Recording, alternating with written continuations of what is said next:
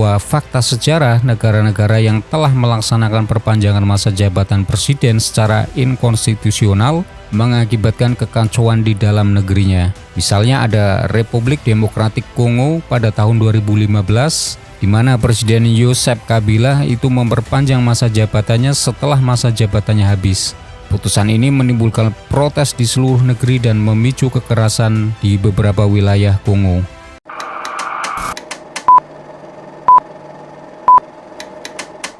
Assalamualaikum warahmatullahi wabarakatuh.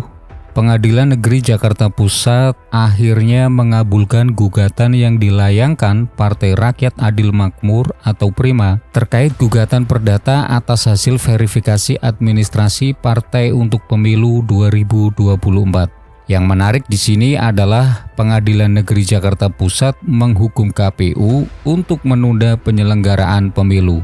Padahal sebelumnya, Mahkamah Konstitusi atau MK itu menolak gugatan masa jabatan presiden dan wakil presiden yang diajukan oleh seorang guru honorer bernama Herifuddin Daulay.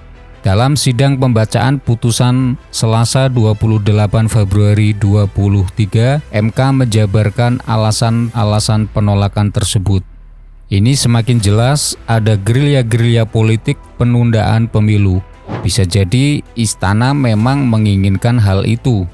Dan partai-partai pendukung pasti juga senang kalau di ujungnya semua peristiwa politik mengarah pada penundaan pemilu.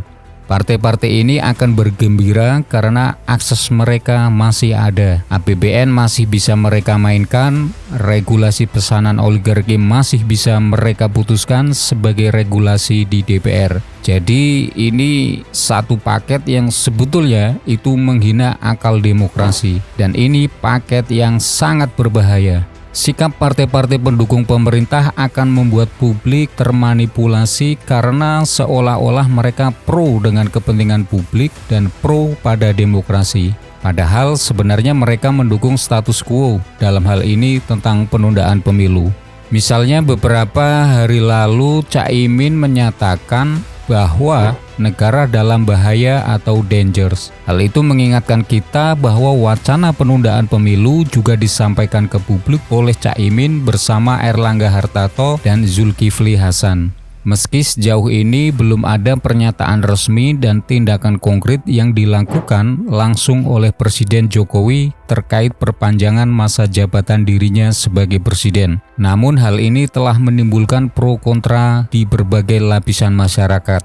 Gagasan mengenai perpanjangan masa jabatan presiden dan 3 periode itu mengapung kembali setelah sebelumnya sempat meredup. Gagasan ini mendapat dukungan dan itu disampaikan oleh Nyoman Pasek, relawan jaringan pendamping kebijakan pembangunan.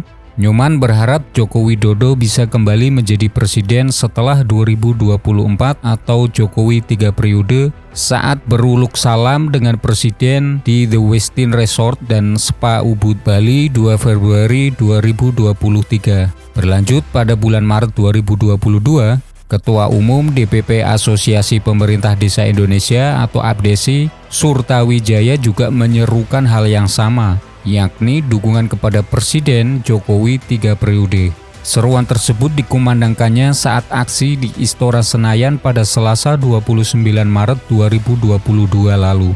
Pihaknya menilai dukungan kepada Jokowi harus didukung lantaran kepala desa merasa terbantu dengan pemerintahan Jokowi. Salah satunya Jokowi telah mengabulkan tuntutan para kepala desa, yakni mengubah aturan mekanisme gaji kepala desa dari 3 bulan sekali menjadi sebulan sekali. Ditambah lagi pernyataan Jokowi yang sangat membingungkan. Di beberapa kesempatan dirinya menyatakan penolakan wacana itu.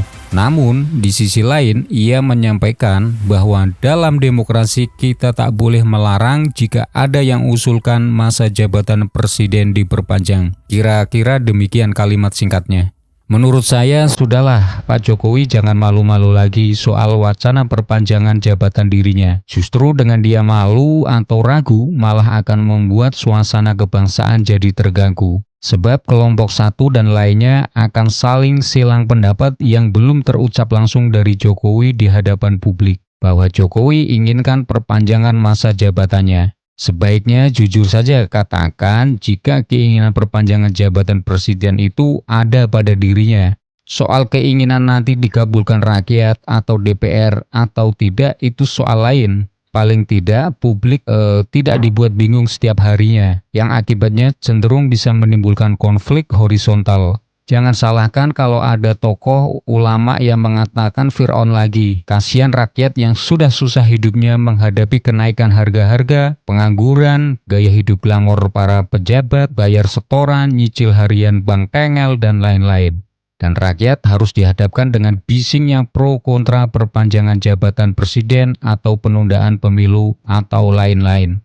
Perpanjangan 3 periode masa jabatan presiden tidak dapat dilakukan secara sembarangan, melanggar konstitusi dan peraturan perundang-undangan yang berlaku di Indonesia. Akan tetapi, ruang untuk menentukan ini diatur dalam undang-undang.